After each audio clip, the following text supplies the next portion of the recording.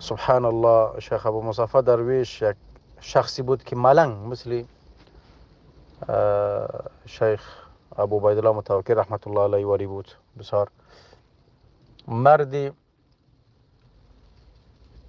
دانا بود، شجاع بود. الله سبحانه و تعالی برادر ما را غریق و رحمت بکنه و جنت فردوس برایش نصیب بگردانه. واقعا خیلی دردآور است. خب به هر صورت جز صبر و استقامت چیزی از دست ما بر نمی آید. امت محمد صلی الله علیه و سلم هستیم که برای رساندن توحید و یکتاپرستی تو هجرت کردیم. یا الله اسباب مدد و نصرت را مسخر کن برای ما. قدرت تو مافوق دریاست، مافوق مخلوق است، مافوق ملائکه است، مافوق ذرائع و وسایل کل کائنات است.